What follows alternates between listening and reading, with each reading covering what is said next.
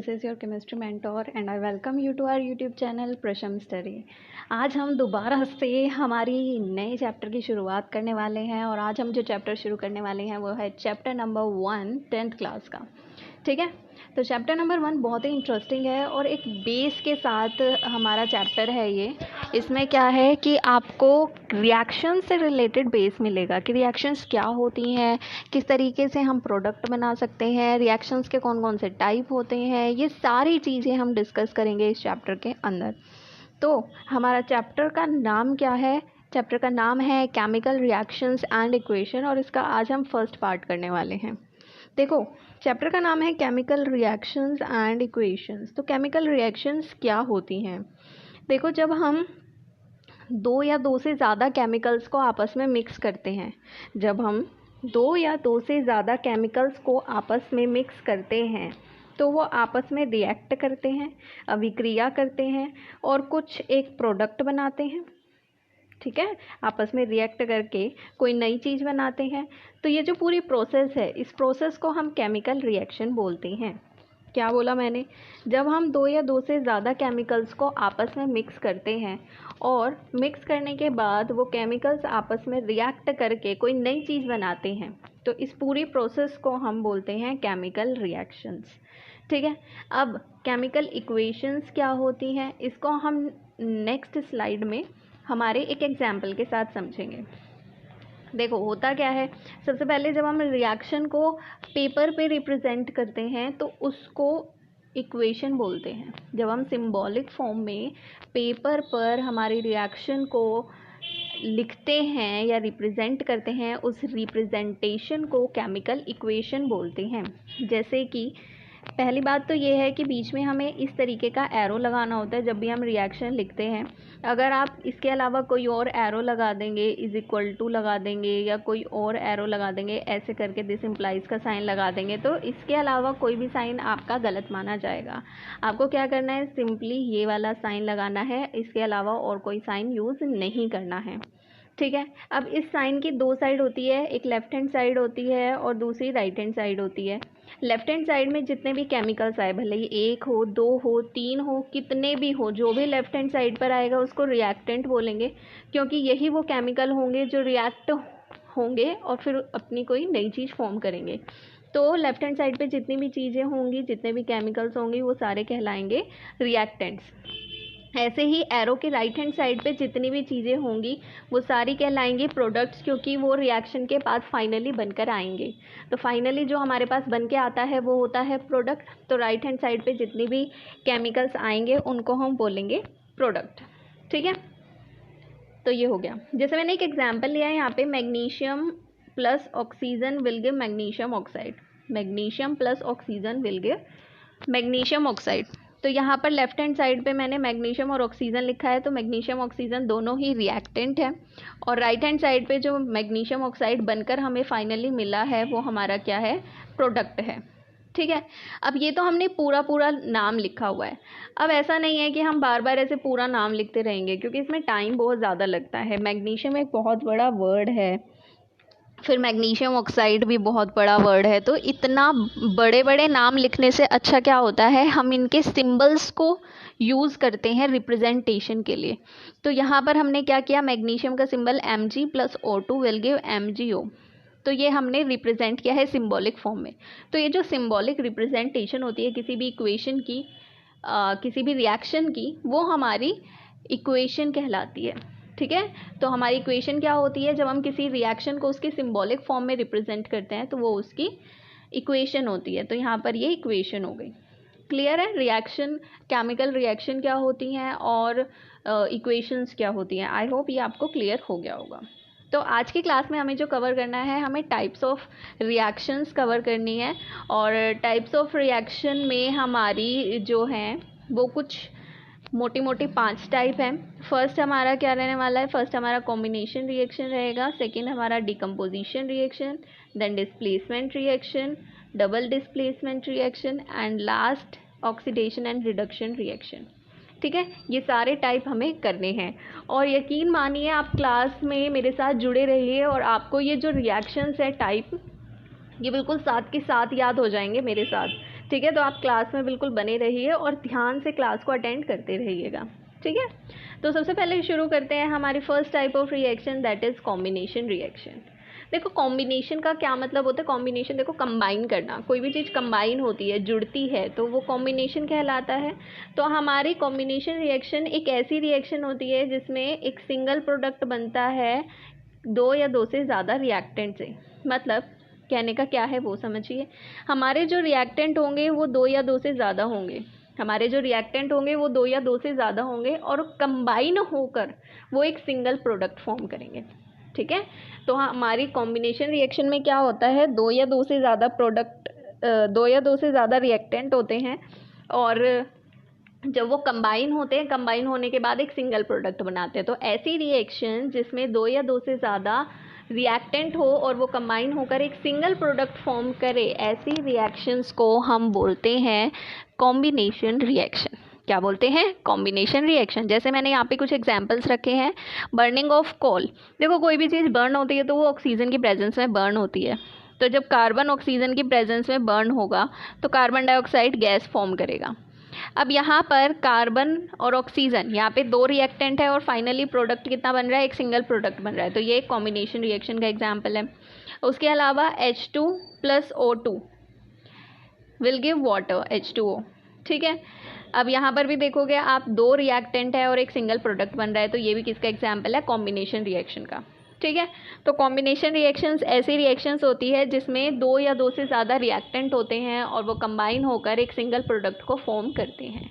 I hope आपको combination reaction अच्छे से क्लियर हो गई होगी।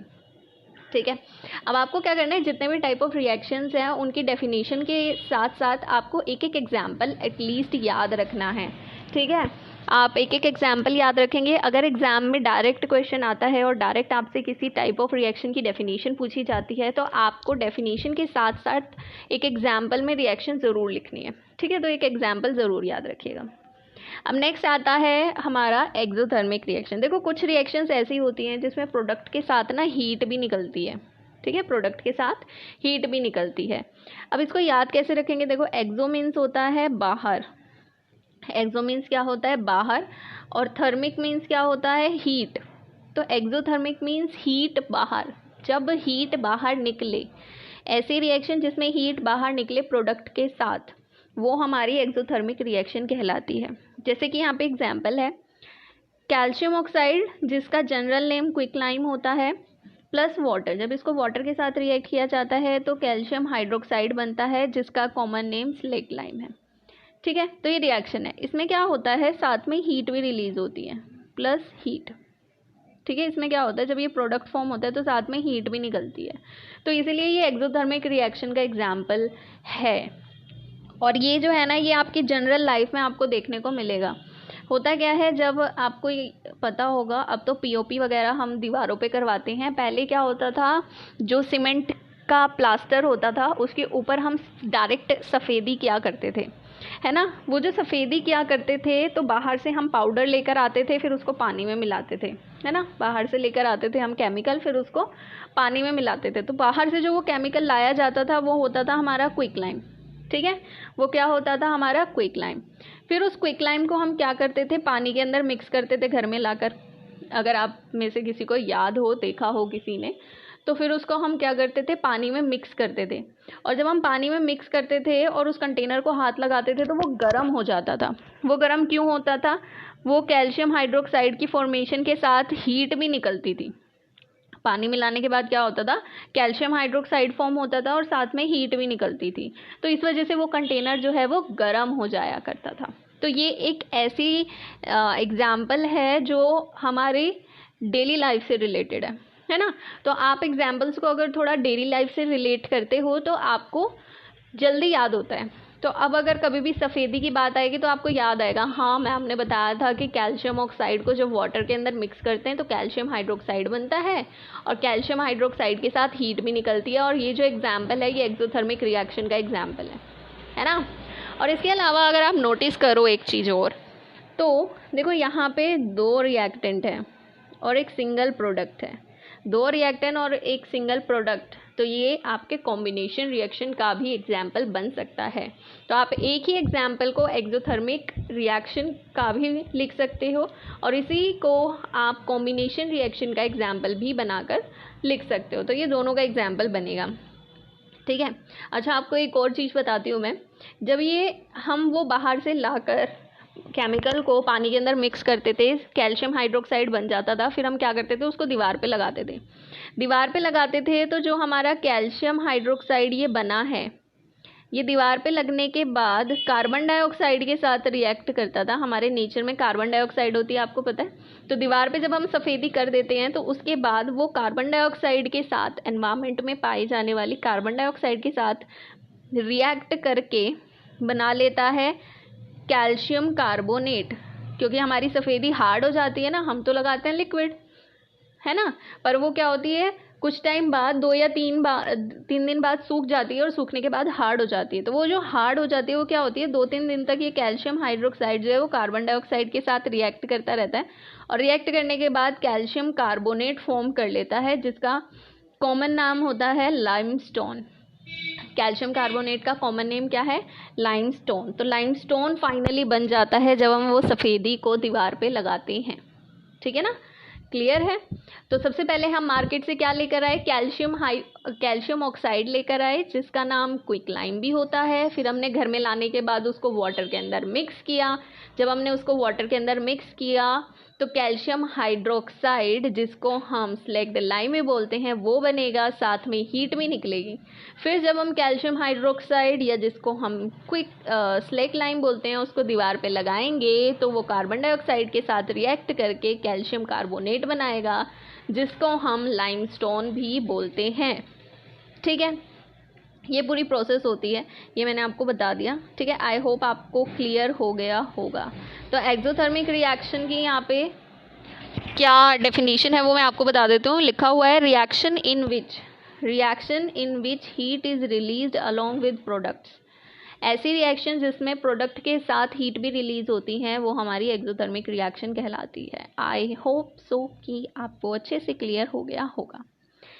बढ़ते हैं हमारे सेकंड टाइप ऑफ रिएक्शन की तरफ, जो है हमारी डिकम्पोजिशन रिएक्शन, ठीक है। डिकम्पोजिशन रिएक्शन क्या होती है, डिकम्पोजिशन टर्म आपने सुनी होगी। कोई भी चीज़ डिकम्पोज होती है मतलब क्या हो रहा है, उसका ब्रेक डाउन हो रहा है। डिकम्पोजिशन हो रहा है मतलब उसका ब्रेक डाउन हो रहा है। कोई भी चीज़ डिकम्पोज होती है मतलब वो छोटे छोटे पार्ट्स में ब्रेक डाउन हुई है, तभी तो वो डिकम्पोज हो पाई है। तो यहाँ पर भी डिकम्पोजिशन वही है। डिकम्पोजिशन में क्या होता है, एक सिंगल रिएक्टेंट होता है और सिंगल रिएक्टेंट ब्रेक डाउन होके 2 या 2 से ज़्यादा प्रोडक्ट बनाता है। क्या बोला मैंने, डिकम्पोजिशन रिएक्शन में एक सिंगल रिएक्टेंट होता है और एक सिंगल रिएक्टेंट ब्रेक डाउन होकर 2 या 2 से ज़्यादा प्रोडक्ट फॉर्म करता है। तो इस टाइप के रिएक्शंस को हम डिकम्पोजिशन रिएक्शन बोलते हैं। अब जो डिकम्पोजिशन रिएक्शन है उसमें एक सिंगल रिएक्टेंट है, एक सिंगल केमिकल रखा हुआ है, वो ब्रेक डाउन होकर प्रोडक्ट क्यों फॉर्म करेगा। जब तक हम उसमें कुछ मिलाएंगे नहीं तो वो एक प्रोडक्ट फॉर्म करने के लिए ब्रेक डाउन क्यों होगा, अपने आप तो नहीं होगा, हमें कुछ ना कुछ चाहिए और हम एक से ज़्यादा रिएक्टेंट तो मिक्स कर ही नहीं सकते, है ना। तो होता क्या है, ऐसे केस में हम डिकम्पोजिशन रिएक्शन करवाने के लिए किसी भी तरीके से एनर्जी देते हैं। क्या देते हैं, एनर्जी हम प्रोवाइड करते हैं ताकि हमारी रिएक्शन हो सके। अब ये एनर्जी किस फॉर्म में होती है, ये एनर्जी किसी भी फॉर्म में हो सकती है। ये आपकी हीट की फॉर्म में हो सकती है, ये आपकी सनलाइट की फॉर्म में हो सकती है, ये आपकी इलेक्ट्रिसिटी की फॉर्म में हो सकती है, किसी भी फॉर्म में हो सकती है, ठीक है। तो यहाँ पर मैंने एक हीट का एग्जांपल दिया हुआ है कि कैल्शियम कार्बोनेट लाइमस्टोन, आपको याद आ रहा होगा, मैंने अभी बताया था कि दीवार पे लगाने के बाद कैल्शियम हाइड्रोक्साइड बनाता है कैल्शियम कार्बोनेट, है ना। तो ये वही कैल्शियम कार्बोनेट है, यहाँ पर इसका कॉमन नेम लिखा हुआ है लाइमस्टोन। तो जब आप इसको हीट करते हो तो हमें quicklime plus carbon dioxide मिल जाती है। क्या मिल जाती है, क्विक लाइम मतलब कैल्शियम ऑक्साइड प्लस CO2 मिल जाती है। तो यहाँ पर देखिए आपका सिंगल रिएक्टेंट है और रिएक्टेंट को के बाद आपको प्रोडक्ट जो मिल रहे हैं वो 2 प्रोडक्ट मिल रहे हैं। तो सिंगल रिएक्टेंट 2 प्रोडक्ट, तो ये हमारी कौन सी टाइप ऑफ रिएक्शन हो गई, डिकम्पोजिशन रिएक्शन हो गई, तो डिकम्पोजिशन रिएक्शन आपकी कॉम्बिनेशन रिएक्शन की उल्टी होती है बिल्कुल। कॉम्बिनेशन रिएक्शन में क्या होता है, दो या दो से ज़्यादा रिएक्टेंट और सिंगल प्रोडक्ट। डिकम्पोजिशन रिएक्शन में क्या होता है, सिंगल रिएक्टेंट और दो या दो से ज़्यादा प्रोडक्ट। ठीक है, तो दोनों एक दूसरे के बिल्कुल अपोजिट होती है। अब डिकम्पोजिशन को 3 पार्ट्स में डिवाइड किया जाता है। अगर आप हीट दे रहे हो एनर्जी की फॉर्म में तो एक ये तरीका हो गया, सनलाइट दोगे तो वो दूसरा टाइप हो गया, इलेक्ट्रिसिटी दोगे तो वो तीसरा टाइप हो गया। तो इन्हीं तीनों के बेसिस पे हम डिकम्पोजिशन रिएक्शन को तीन भागों में बांटते हैं, 3 टाइप्स में डिवाइड करते हैं। और इसके ऊपर क्वेश्चन ज़रूर आता है, तो आप बहुत ध्यान से समझिएगा, बहुत ध्यान से समझिएगा इसको। ठीक है, आपने क्या किया, हीट का एक एग्जाम्पल मैंने पीछे दे दिया, कैल्शियम कार्बोनेट वाला। एक और एग्जाम्पल यहाँ पर है थर्मल डिकम्पोजिशन रिएक्शन। जब आप हीट देते हो डिकम्पोजिशन रिएक्शन में तो उसको थर्मल डिकम्पोजिशन रिएक्शन बोलते हैं। तो lead nitrate PbNO3 lead nitrate, जब आपने इसको हीट अप किया, हीट दी, तो ये ब्रेक डाउन होता है और प्रोडक्ट फॉर्म करता है lead oxide, nitrogen dioxide plus oxygen. ये 3 प्रोडक्ट फॉर्म करता है। कौन कौन से, lead oxide, nitrogen dioxide plus oxygen. ये 3 प्रोडक्ट्स फॉर्म करता है हमारा लेड नाइट्रेट रिएक्ट करने के बाद। तो यहाँ पर क्या है, देखो सिंगल रिएक्टेंट है और 3 प्रोडक्ट है, तो ये हमारी डिकम्पोजिशन रिएक्शन का एग्जाम्पल हो गया। ये थर्मल डिकम्पोजिशन रिएक्शन का एग्जाम्पल क्यों है, क्योंकि यहाँ पर हमने ब्रेक डाउन करने के लिए हीट का यूज़ किया है। नेक्स्ट टाइप ऑफ रिएक्शन है हमारी इलेक्ट्रोलिटिक डिकम्पोजिशन रिएक्शन। क्या है, इलेक्ट्रोलिटिक डिकम्पोजिशन रिएक्शन। अब ये जो टाइप ऑफ रिएक्शन है, इसमें क्या होता है, यहाँ पर इलेक्ट्रिसिटी देनी होती है हमें। जब आप वाटर से इलेक्ट्रिसिटी को पास करते हो तो आपका ये ब्रेक डाउन हो जाता है H2 + O2 में।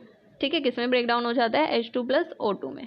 तो ये आपका इलेक्ट्रोलिटिक डिकम्पोजिशन रिएक्शन है, जिसमें वाटर इलेक्ट्रिसिटी के पास होने की वजह से ब्रेक डाउन हो जाता है। तो इसको इलेक्ट्रोलिटिक डिकम्पोजिशन रिएक्शन बोलते हैं। नेक्स्ट टाइप है हमारा third type, photo decomposition reaction. ठीक है, फोटो, जहाँ पर भी फोटो लिखा हो ना, समझ जाओ कि वहाँ पे सनलाइट की बात हो रही है। ठीक है, सनलाइट की बात हो रही है या लाइट की बात हो रही है। लाइट और सनलाइट के लिए फ़ोटो यूज़ होता है। तो फोटो डिकम्पोजिशन रिएक्शन में क्या होता है, सनलाइट यूज़ होती है। इसमें क्या होता है, AgCl सिल्वर क्लोराइड को आप जब सनलाइट में रखते हो तो सिल्वर प्लस क्लोरीन गैस में ये ब्रेक डाउन हो जाता है। तो होता क्या है, आपसे क्वेश्चन पूछा जाता है कि सिल्वर क्लोराइड जो होता है वो ग्रे और सिल्वर कलर का होता है, और जब आप उसको सनलाइट में कुछ टाइम के लिए वाइट कलर का होता है ये, जब आप इसको सनलाइट में रख देते हो तो ये ग्रे कलर में कन्वर्ट हो जाता है। क्यों ग्रे कलर में इसलिए कन्वर्ट हुआ, क्योंकि सिल्वर बन गया। तो सिल्वर बन गया तो सिल्वर का कलर भी अपीयर होगा। पहले हमारे पास सिल्वर नहीं था, पहले हमारे पास सिल्वर क्लोराइड था जो कि वाइट कलर का पाउडर होता है। ठीक है, आपने उसको सनलाइट में रखा तो सनलाइट में डिकम्पोजिशन हो जाएगी। जब डिकम्पोजिशन रिएक्शन हो जाएगी तो सिल्वर बन जाएगा और क्लोरीन गैस बनेगी। तो सिल्वर जब बनेगा तो सिल्वर अपना कलर भी तो शो करेगा ना, तो इस वजह से इसका कलर चेंज हो जाता है। ठीक है, ऐसे ही सिमिलर रिएक्शन आपकी फोटो डिकम्पोजिशन रिएक्शन होती है AgBr की। जब AgBr सनलाइट की प्रेजेंस में होता है तो Ag और Br2 गैस में डिवाइड हो जाता है, ब्रेक डाउन हो जाता है।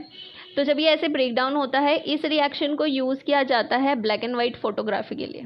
किस चीज़ में यूज़ किया जाता है, ब्लैक एंड वाइट फोटोग्राफी में यूज़ किया जाता है इस टाइप की रिएक्शन को। ठीक, तो ये हो गया आपका फोटो डिकम्पोजिशन रिएक्शन। तो हमने तीनों टाइप पढ़ ली है, thermal decomposition reaction, electrolytic decomposition reaction और फोटो डिकम्पोजिशन रिएक्शन। थर्मल में हीट देते हैं हम ब्रेक डाउन होने के लिए, इलेक्ट्रोलिटिक में इलेक्ट्रिसिटी को दिया जाता है और फोटो में सनलाइट को दिया जाता है ताकि हमारा जो रिएक्टेंट है वो ब्रेक डाउन होकर प्रोडक्ट फॉर्म कर सके। ठीक है, तीनों का एग्जाम्पल विद डेफिनेशन याद आपको करना है, मोस्ट इंपॉर्टेंट है। उसके अलावा यहाँ पर एक और रिएक्शन है एंडोथर्मिक रिएक्शन। जैसे हमने एक्सोथर्मिक रिएक्शन पढ़ी थी जिसमें हमें प्रोडक्ट के साथ हीट मिलती है। एंडोथर्मिक रिएक्शन कौन सी होती है, एंडोथर्मिक रिएक्शन ऐसी रिएक्शन होती है जिसमें आपको रिएक्शन करवाने के लिए हीट या फिर एनर्जी देनी पड़ती है। मतलब आप एनर्जी दोगे तब जाके प्रोडक्ट फॉर्म होगा, अगर हीट एनर्जी नहीं दोगे तो प्रोडक्ट फॉर्म नहीं होगा। तो आपकी एंडोथर्मिक रिएक्शन ऐसी रिएक्शंस होती हैं जिसमें एनर्जी एब्जॉर्ब होती है, ठीक। जैसे यहाँ पे एग्जांपल दिया हुआ है FeSO4, फेरस सल्फेट, जब इसको हीट करोगे तो बनेगा ferric oxide, sulphur dioxide, sulphur trioxide, ठीक है।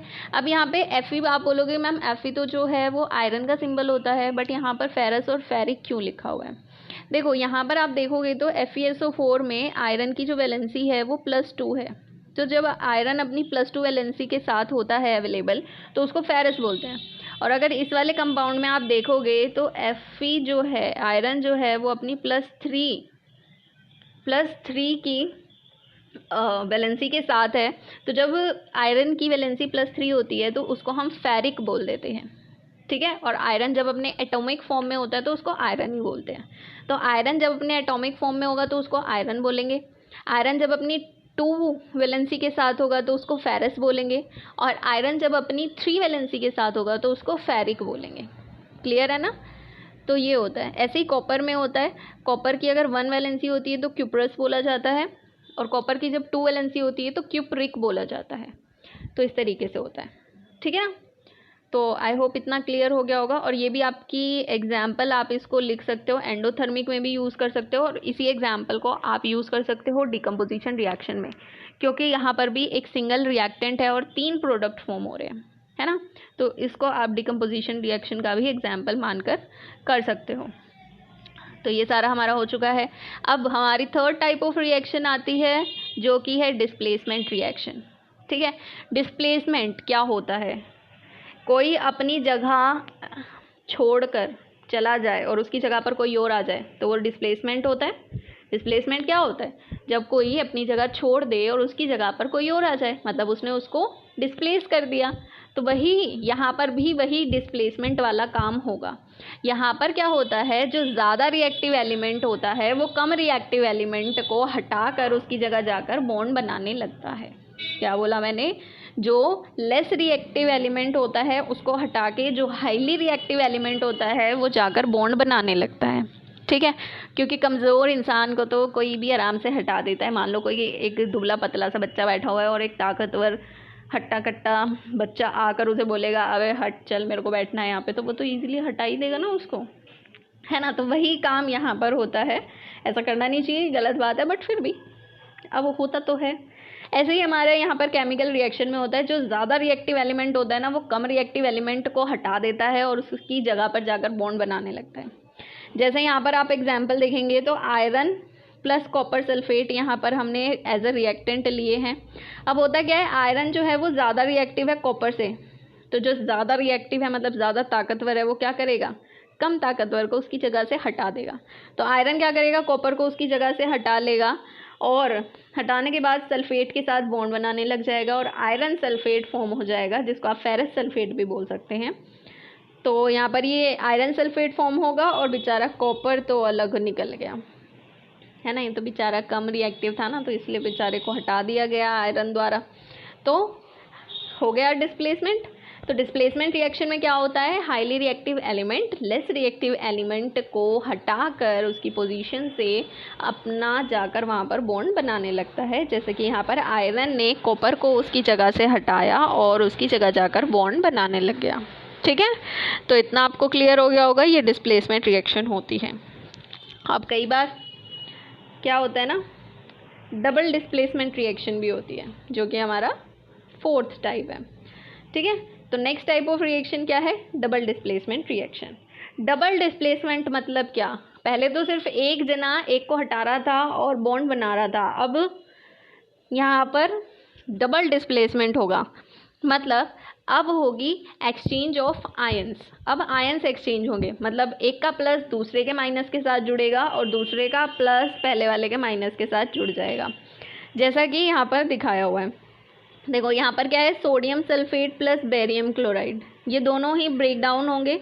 यहाँ से बनेगा सोडियम और सल्फेट, यहाँ से क्या बनेगा, सोडियम सल्फेट, ठीक है। और यहाँ से क्या बनेगा, यहाँ से भी 2 चीज़ें बनेंगी, एक बेरियम और दूसरा क्लोराइड, ठीक है। आपको पता है सोडियम पॉजिटिव है, बेरियम पॉजिटिव है, सल्फेट नेगेटिव है, क्लोराइड नेगेटिव है।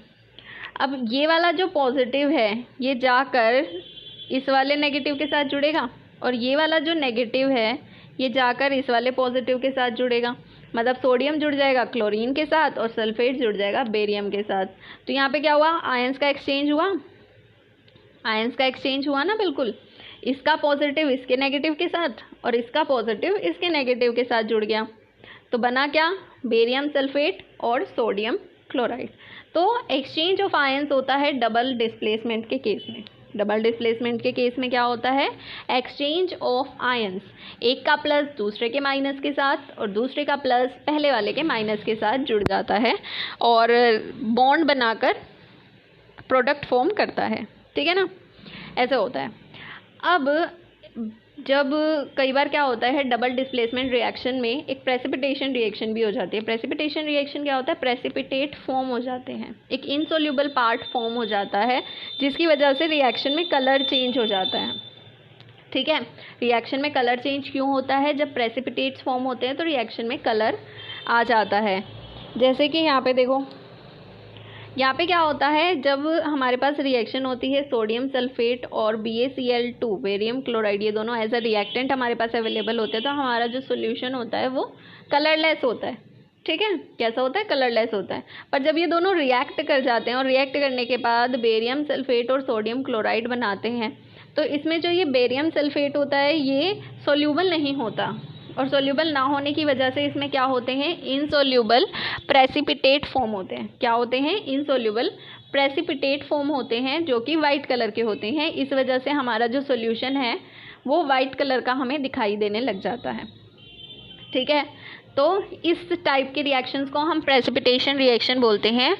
प्रेसिपिटेशन रिएक्शन क्या होती है, ऐसी रिएक्शन जिसमें एक इनसोल्यूबल सब्सटेंस फॉर्म हो जाए, उस इनसोल्यूबल सब्सटेंस को हम प्रेसिपिटेट बोलते हैं। तो जब एक इनसोल्यूबल सब्सटेंस प्रेसिपिटेट हमारी रिएक्शन के दौरान बन जाता है तो उस रिएक्शन को हम प्रेसिपिटेशन रिएक्शन बोल देते हैं। ठीक है, आई होप सो आपको चारों टाइप रिएक्शन के क्लियर होंगे और आप रिएक्शंस की डेफिनेशन के साथ साथ एग्जाम्पल भी याद करेंगे। ठीक है, अब नेक्स्ट टाइप ऑफ रिएक्शन में चलते हैं जो कि हमारा लास्ट और फाइनल टाइप ऑफ रिएक्शन है, that is oxidation and reduction. दोनों को अलग अलग पढ़ेंगे पहले कि ऑक्सीडेशन रिएक्शन क्या होती है।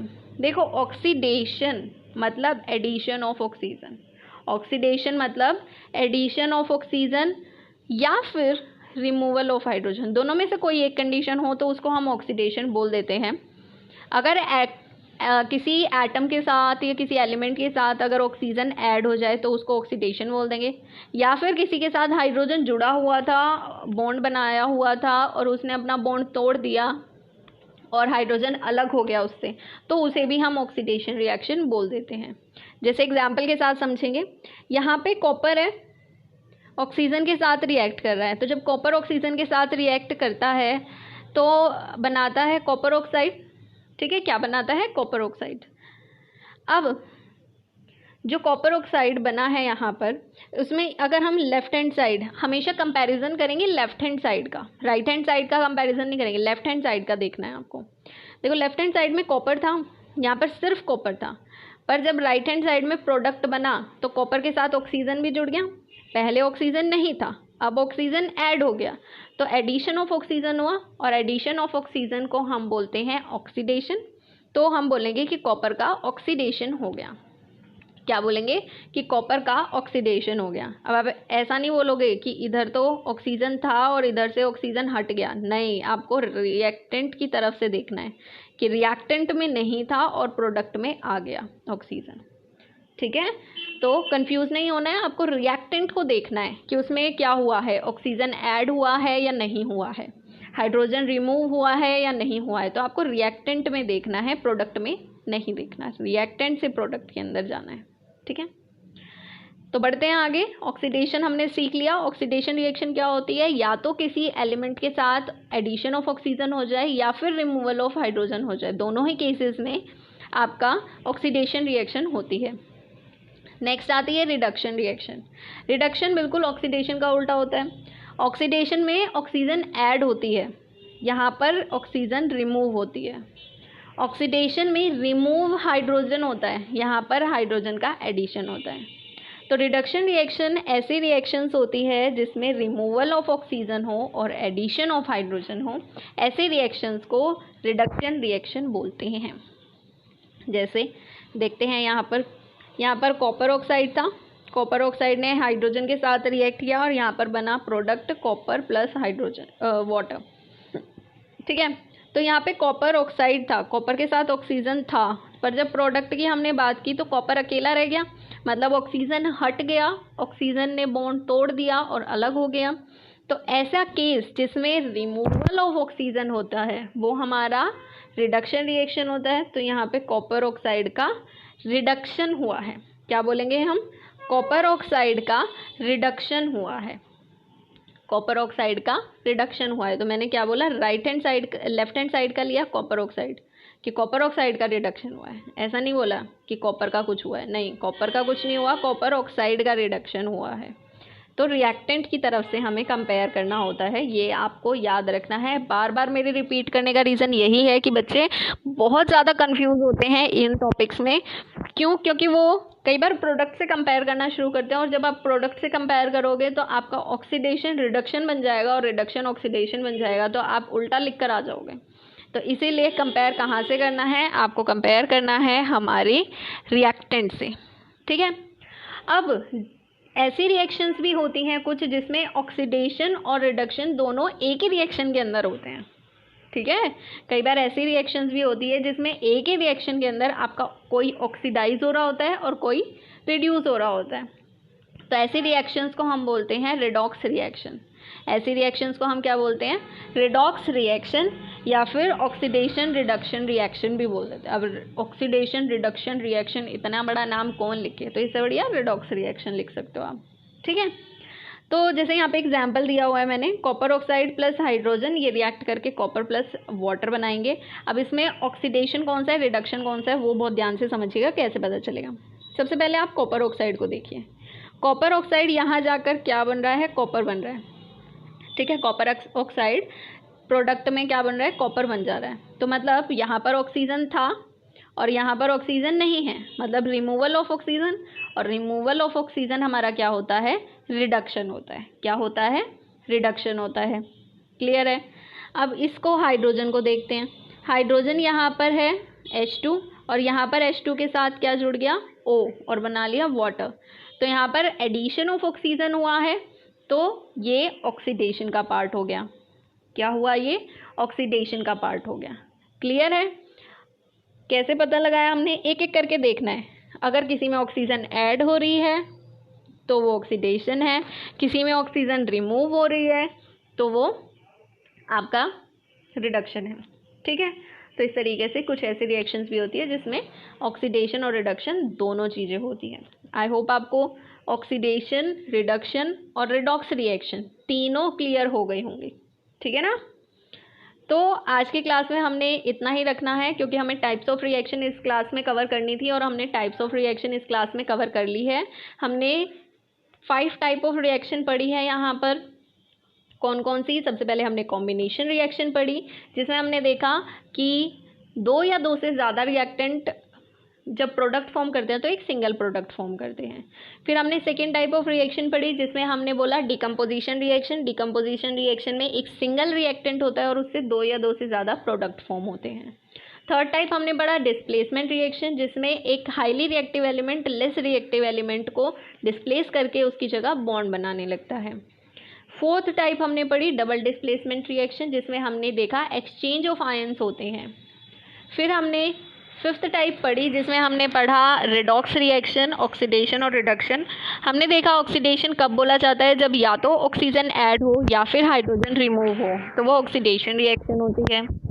और रिडक्शन रिएक्शन क्या होती है, जिसमें ऑक्सीजन रिमूव हो और हाइड्रोजन ऐड हो, ऐसी रिएक्शंस को हम बोलते हैं हमारी रिडक्शन रिएक्शन। और जिसमें ऑक्सीडेशन और रिडक्शन दोनों हो, ऐसे रिएक्शंस को हम रिडॉक्स रिएक्शन बोलते हैं। ये हमने 5 टाइप पढ़ी। उसके अलावा हमने कुछ और रिएक्शंस पढ़ी, जैसे हमने एक्सोथर्मिक रिएक्शन पढ़ी।